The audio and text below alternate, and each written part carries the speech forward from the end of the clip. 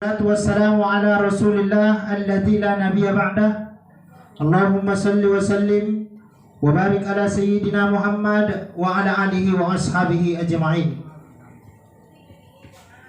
Subhanaka la ilma lana illa ma 'allamtana innaka antal alimul hakim. Hasbunallahu wa ni'mal wakil wa la haula wa la quwata illa billahil aliyyil azim. Bapak Ibu hadirin kaum muslimin jemaah sosial yang dirahmati oleh Allah Subhanahu wa taala. Pertama-tama mari kita sama-sama mengucapkan puji serta syukur kehadirat Allah Subhanahu wa taala. Kemudian salawat dan salam kepada ruh junjungan alam Nabi besar Muhammad sallallahu alaihi wasallam dengan lafaz Allahumma salli wa sallim wa barik ala sayyidina Muhammad wa ala alihi wa ashabihi ajma'in. Bapak Ibu hadirin kaum muslimin yang dirahmati oleh Allah Subhanahu wa taala, pada malam hari ini kita bertakziah ke rumah salah seorang daripada orang tua kita ataupun RT kita, RT 03. Kita doakan almarhum semoga arwahnya diterima oleh Allah Subhanahu wa taala. Amin ya rabbal alamin. Yang mana pada malam hari ini kita bertakziah hanya satu malam Bapak Ibu. Maka pada malam hari ini kita mendengarkan tausiah. Alhamdulillah Al-Mukarram Ustadz kita Ustadz Ramdan SAG sudah berhadir di depan kita. Semoga apa yang disampaikan oleh beliau nanti dapat kita amalkan dalam kehidupan kita sehari-hari. Namun sebelum kita persilakan kepada beliau, ada beberapa yang akan kami sampaikan Bapak Ibu, mewakili daripada keluarga Bapak Rusli ataupun Bapak Suli.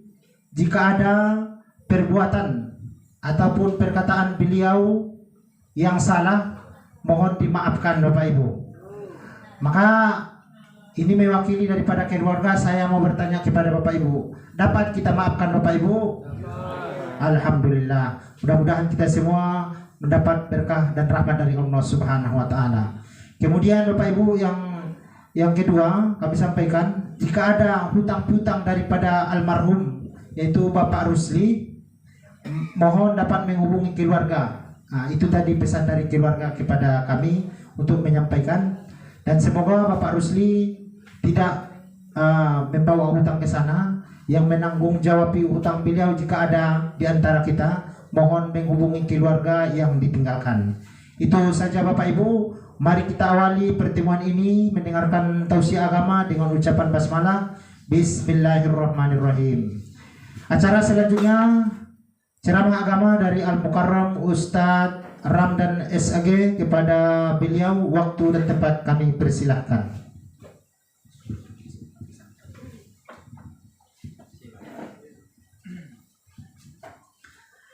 Assalamualaikum warahmatullahi wabarakatuh. Waalaikumsalam warahmatullahi wabarakatuh. Alhamdulillahilladzi khalaqal mauta wal hayata liyabluwakum ayyukum ahsanu amala wa huwa ala kulli syai'in qadir. Ashhadu an la ilaha illallah wahdahu la syarika lah wa ashhadu anna sayyidana wa nabiyyana Muhammadan abduhu wa rasuluh la nabiyya ba'dah. Faqala Allah ta'ala fil Qur'anil Karim, a'udzu billahi minasy syaithanir rajim. Bismillahirrahmanirrahim. Kaifa takfuruna billahi wa kuntum amwatan fa ahyakum thumma yumitukum thumma yuhyikum thumma ilaihi turja'un. Shadaqallahul azim. Meskipun pada malam hari ini kita hadir dalam rangka bertakziah, tetapi tidak ada salahnya buat kita Bapak Ibu untuk tetap memanjatkan puji syukur kehadirat Allah Subhanahu wa taala. Karena kita yang masih diberikan hidup, kita dapat merasakan suatu kesedihan ataupun duka daripada ahli bait atas meninggalnya orang tua Bapak Rusli Yang mudah-mudahan tentunya kehadiran kita ini selain daripada kita mendoakan, mudah-mudahan almarhum Bapak Rusli ini menunjukkan bahwa kita menyaksikan beliau adalah orang yang baik, dan tentunya mudah-mudahan dengan kehadiran kita ini juga menjadi sitawar sidingin bagi ahli bait yang ditinggalkan. Salawat beserta salam tidak bosan-bosannya mari sama-sama kita hadiahkan kepada junjungan alam, yakni Nabi Muhammad sallallahu alaihi wasallam. Allahumma salli ala sayyidina Muhammad wa ala ali sayyidina Muhammad. Ahli bait yang mudah-mudahan Allah menjadikan menjadi orang-orang yang bersabar, begitu juga kepada Bapak Ibu para hadirin wal hadirat pentakziah dari Masjid Muslimin yang mudah-mudahan kita semua yang hadir dirahmati oleh Allah Subhanahu wa taala. Kita semua tahu bahwa di dalam Al-Qur'an Allah Subhanahu wa taala berfirman, ya, dan ayat ini pun tidaklah begitu asing dan bahkan insyaallah kita sudah hafal semuanya.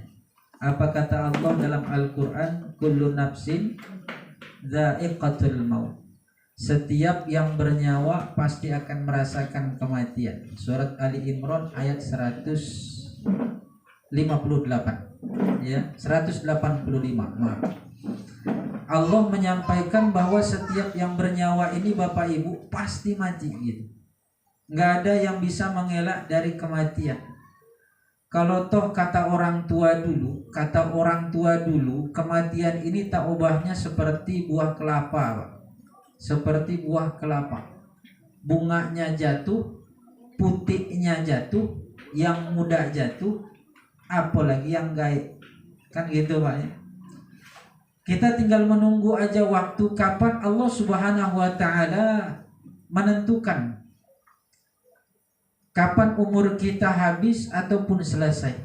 Akan tetapi tentu kita ketahui bersama bahwa kematian ini memang dirahasiakan sekali oleh Allah Bapak Ibu. Dirahasiakan sekali.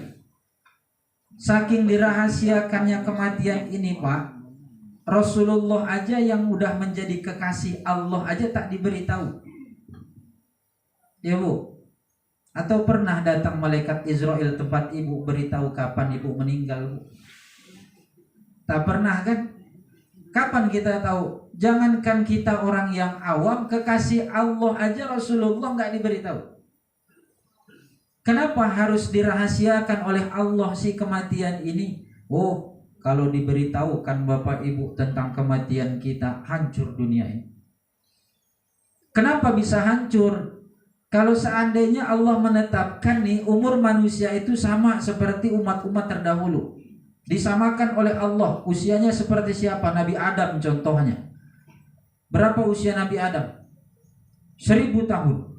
Wah, 1000 tahun, umur 60 lah bungku Pak. Umur 80 tahun kamar mandi aja lah enggak tahu ada jalan. Ya. Kalau seandainya umur 90 tahun Bu, Bapak udah tak sanggup lagi untuk kemana-mana, sanggup nggak Ibu ngurus suami 910 tahun lagi? Sanggup deh Bu. Ya, sedangkan 3 tahun aja banyak ngeluh. Apalagi 910 tahun lagi Pak. Tapi kalau seandainya Allah Subhanahu wa taala menentukan usia kita ini sama seperti Nabi kita, siapa? Rasulullah, 63 tahun. Lebih hancur lagi Pak. Kenapa bisa begitu?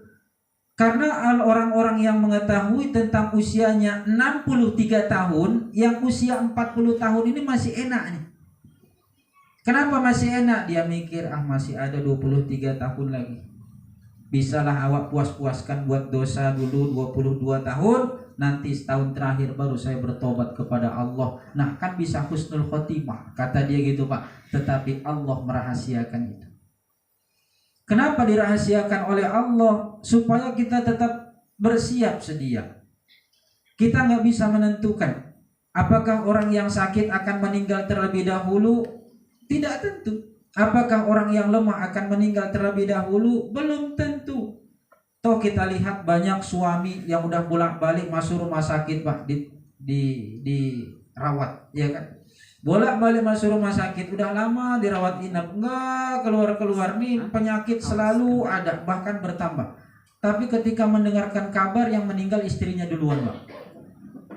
Kalau istrinya sehat walafiat, menjaga orang yang sakit, tetapi yang meninggal yang sehat malahan. Dirahasiakan oleh Allah. Maka oleh sebab itu hikmah daripada kematian ini adalah pasti, dan kemudian Allah Subhanahu wa taala sama sekali tidak akan memberitahukan kepada kita tentang kematian kita. Lalu apa yang Allah rahasiakan? Allah rahasiakan dalam kitab Al-Adhkar itu Bapak Ibu, yang pertama Allah rahasiakan tempatnya. Kita tahu nggak kira-kira kita di mana meninggal? Nggak ada yang tahu. Ada sebuah kisah seorang ulama yang memang diberikan karomah oleh Allah. Apa karomah yang dimiliki oleh ulama ini? Dia memiliki karomah ataupun kelebihan dari ulama yang lain, yaitu dia sangat dekat dengan malaikat pencabut nyawa. Siapa malaikat pencabut nyawa, Bu? Siapa, Bu? Yakin Israel?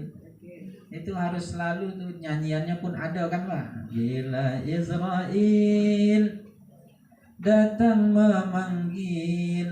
Nah, jangan cuma TikTok aja tahunya nih, Bu. Ini kalau bisa sering-sering dinyanyikan nih. Ya, tapi jangan waktu pesta pula nyanyikan. Malaikat Israel ini diberikan kelebihan kepada ulama tadi untuk dekat. Lalu ulama ini meminta kepada malaikat Israel cuma satu aja. Apa yang dimintanya? Wahai Israel, kalau engkau ingin mencabut nyawaku, beritahukan. Lalu malaikat Israel pun memohon kepada Allah, apakah harus saya memberitahukannya? Beritahukan, kata Allah, tetapi ada yang harus ditutupi. Apa yang ditutupi? Tempatnya. Nah itu, waktunya diberitahu, tapi tempatnya tak boleh kasih tahu.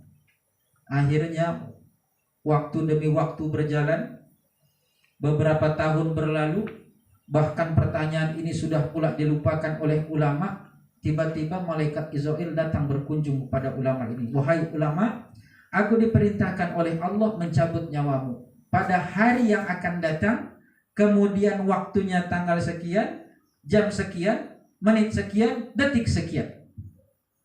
Sudah dikasih tahu tentu apa yang harus dilakukan nih Bapak Ibu, bersiap sedia. Tetapi ulama ini lain. Apa yang harus dia lakukan? Ternyata ulama ini Bapak Ibu, dia mencoba apakah benar kematian itu tak bisa ditunda.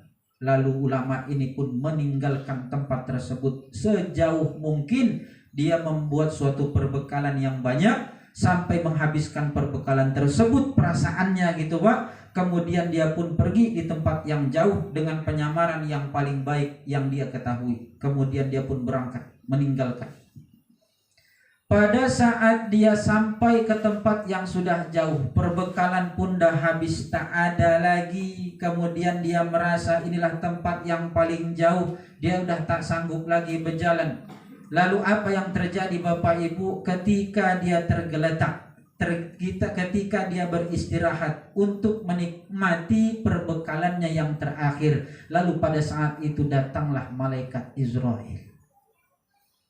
Loh, kenapa engkau tahu aku berada di sini? Kata seorang ulama kepada Israel. Apa jawaban Israel Bapak Ibu? Allah menentukan memang disinilah tempatmu. Aku diberikan tugas oleh Allah untuk mencabut nyawamu, kata Israel. Masya Allah. Selama ini Bapak Ibu kita berharap lari dari kematian, ya dah. Tapi nggak sadar pada hakikatnya kita semua ini mengejar kematian itu sendiri. Di tempat yang jauh pun Allah akan mengarahkan di manakah kita akan meninggal dunia. Tetapi ini semua dirahasiakan oleh Allah. Kita nggak tahu. Ada orang yang hanya di rumah, mudah-mudahan sehat, ya, nggak kena corona. Maaf cakap nih Bapak Ibu. Kalau udah waktunya Allah mengarahkan untuk keluar kita nih. Kita bukan nggak boleh untuk menjaga, silahkan menjaga, tetapi jangan terlalu takut. Allah Subhanahu wa Ta'ala telah menentukan. Pernah nggak Bapak Ibu menepuk seekor nyamuk? udahlah perasaan dapat kita tepuk, waktu kita buka tangan kita, nyamuk itu pun lalu terbang. Kenapa bisa terjadi? Belum takdirnya, belum saatnya. Tetapi waktu ada seekor nyamuk menggigit tangan kita, padahal kita nggak menepuknya, hanya sekedar menggunakan jari aja bisa mati. Kenapa begitu? Memang takdirnya di situ. Maka oleh sebab itu Allah Subhanahu wa taala dalam kitab Al-Adhkar dijelaskan, dirahasiakan oleh Allah tempatnya. Nih, nggak dikasih tahu oleh Allah. Maka berhati-hatilah.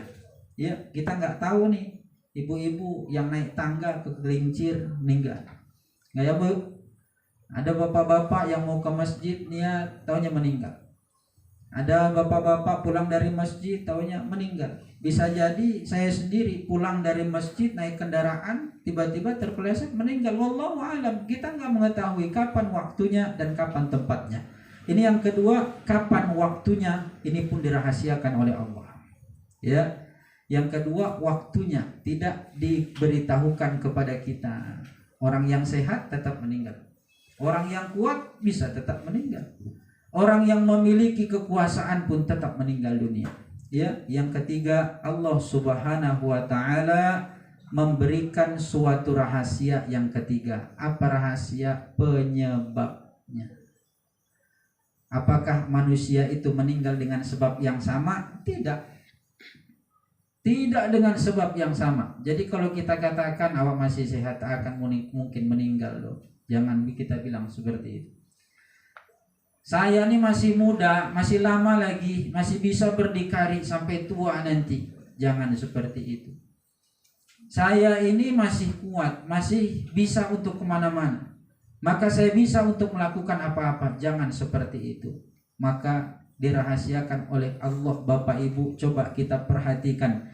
Di mana orang-orang terdahulu yang memiliki kekuasaan, kekuatan, ternyata meninggal juga akhirnya. Tidak dibiarkan oleh Allah hidup selama-lamanya di dunia. Ini untuk apa? Tentu untuk pengingat buat kita semuanya bahwasanya kematian itu pasti akan tiba kepada kita, dan waktunya pun tidak akan bisa dipercepat dan tidak akan pula bisa diperlambat.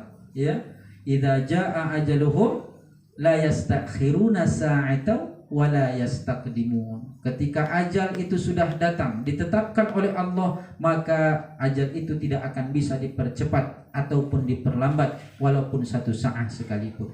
Bapak Ibu yang mudah-mudahan kita semua dirahmati oleh Allah, hikmah daripada kematian ini yuk sama-sama kita pegang. Apalagi kita yang udah berumur nih Bapak Ibu, apakah masih lama kira-kira kita di dunia? Wallahu alam. Perbanyaklah beribadah, amal soleh, karena itulah yang akan kita bawa. Yang kita pakai sekarang nih, coba kita perhatikan, enggak ada satupun yang dibawa, seluruhnya kita tinggalkan. Yang kita bawa cuma satu, adalah pertanggungjawaban dari apa yang kita miliki, apa yang kita perbuat ketika kita hidup di dunia.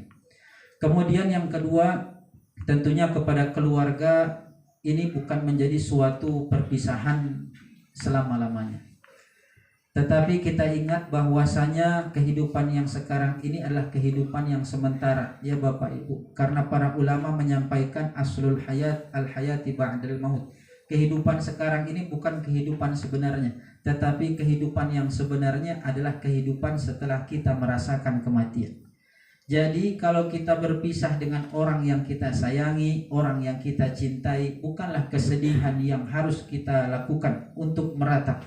Bukanlah suatu penyesalan, tetapi apa yang diharapkan oleh orang yang meninggal dunia tidak lain adalah doa. Jangan pernah melupakan, karena doa dari seorang anak khususnya kepada orang tua tidak ada satupun penghalang, dan insya Allah pasti akan dikabulkan oleh Allah Subhanahu wa ta'ala. Disampaikan oleh Allah, kalau kita ada rezeki atau bahkan kita tahu ada harta orang tua yang ditinggalkan, maka jangan kita serakah, sedekahkan.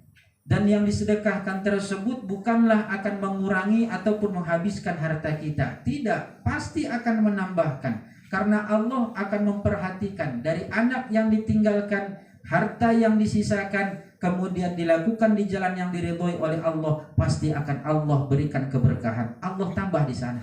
Tapi kalau orang yang menahan harta tersebut seolah-olah takut tidak mendapatkan rezeki ataupun karunia dari Allah. Inilah orang-orang yang dihancurkan oleh Allah setelah orang yang meninggal tersebut meninggalkan kita. Maka di sini tentu yang diharapkan oleh orang yang telah meninggal dunia adalah doa. Kalaupun kita memiliki rezeki, yuk kita sedekahkan. Kalau kita ada waktu, jangan lupa untuk menghadiahkan pahala kepada mereka. Karena inilah yang mereka harapkan, di mana kita tahu bahwasanya Rasulullah Shallallahu Alaihi Wasallam itu menetapkan ada 3 hal Bapak Ibu yang tidak akan pernah putus pahalanya sampai datang hari kiamat, ya kan?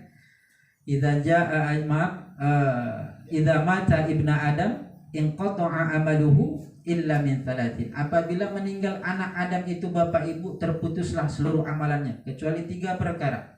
Apa yang 3 ini? Yang pertama adalah shadaqatun jariyatin, sedekah jariah. Itu berkesinambungan. Orangnya meninggal, sedekah jariahnya masih bermanfaat, masih dipakai, masih disedekahkan lagi, masih dimanfaatkan lagi, terus menerus.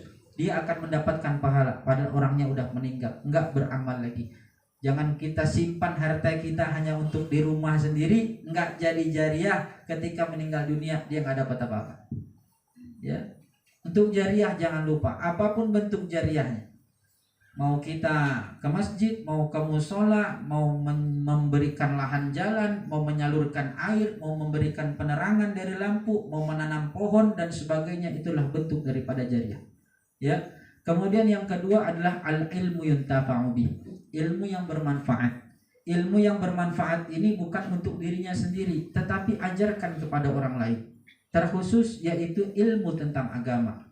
Kalau kita melihat ada seorang anak yang melakukan suatu amalan tentang agama, jangan kita katakan bahwa hanya mereka yang mendapatkan pahala. Tidak, tetapi yang mengajarkannya pun insya Allah akan bertambah terus pahalanya. Bahkan sampai setelah meninggal dunia, maka pahala tersebut masih tetap mengalir.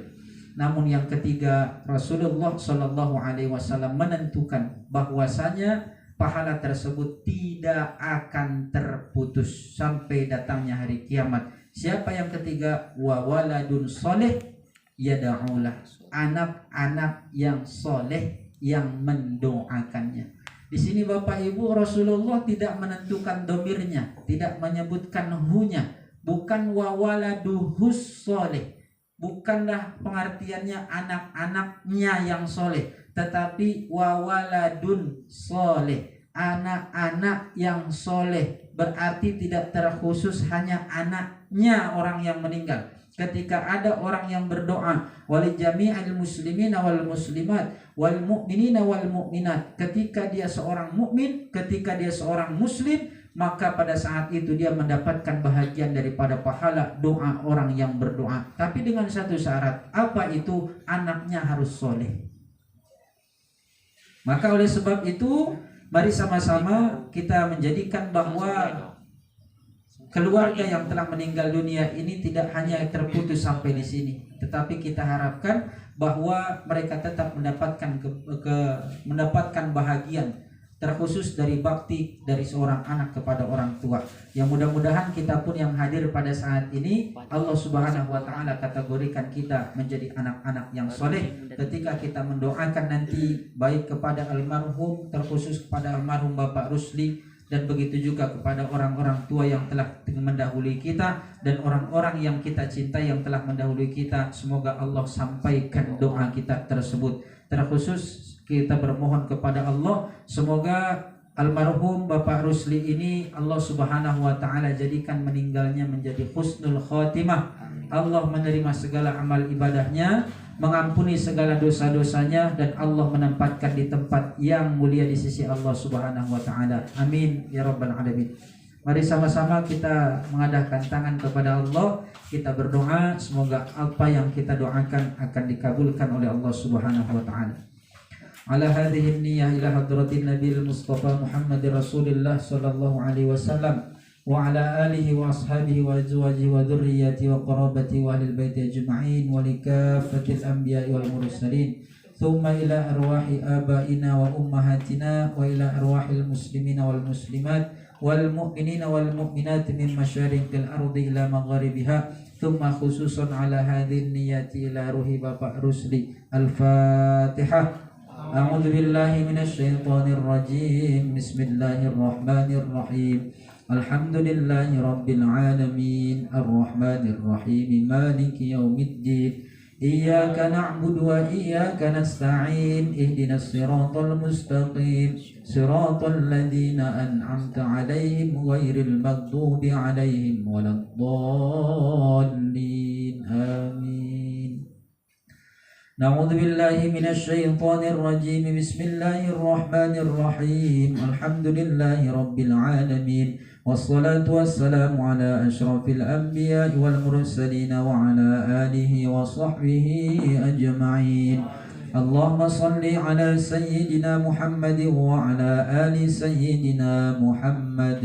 لا إله إلا أنت يا الله سبحانك إنا كنا من الظالمين. ربنا اغفر لنا ذنوبنا ولوالدينا وارحمنا وارحمهم كما ربونا صغارا ولجميع المسلمين والمسلمات والمؤمنين والمؤمنات الأحياء منهم والأموات إنك على كل شيء قدير.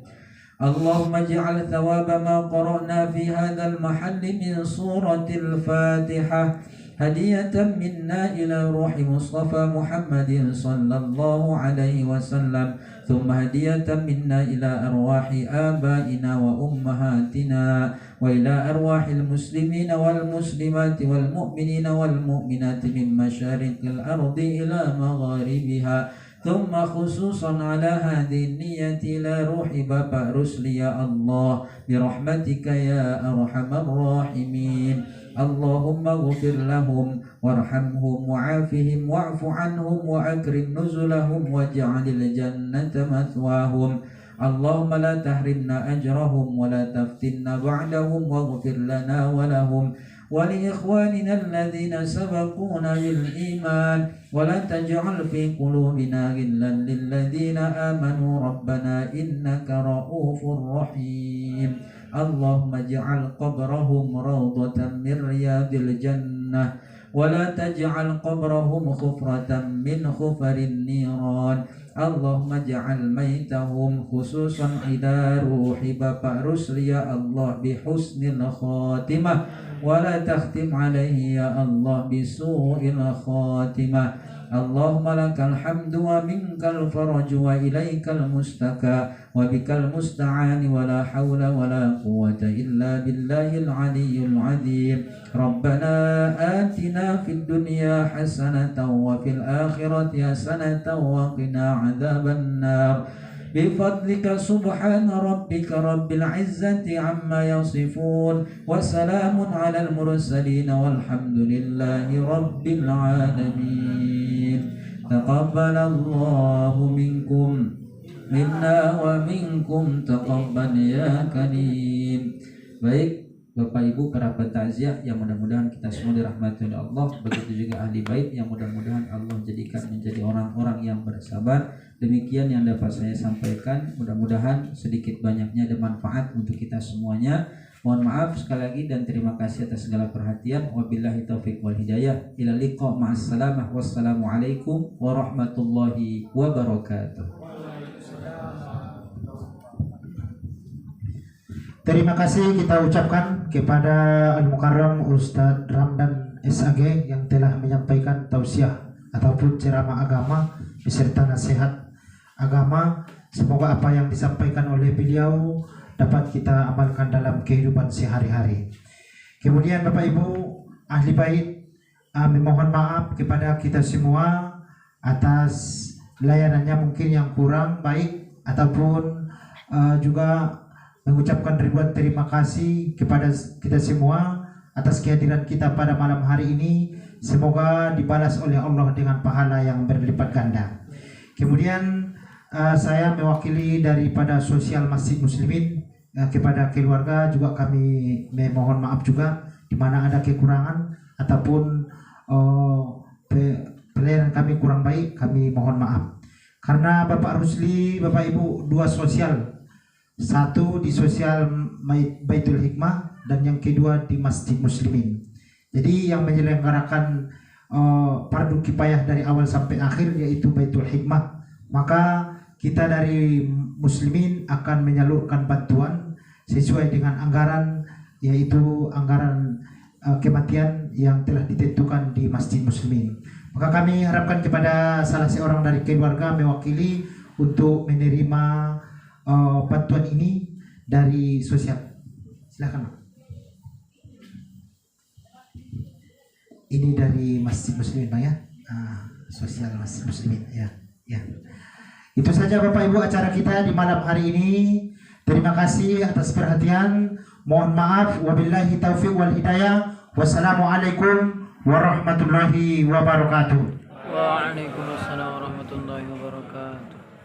Juga kami sampaikan Bapak Ibu, besok kita kembali bertakziah juga di sini juga di gang kita, itu jemaah sosial kita juga meninggal dunia. Insya Allah besok sesudah sholat maghrib kita kembali bertakziah. Itu saja, mohon maaf.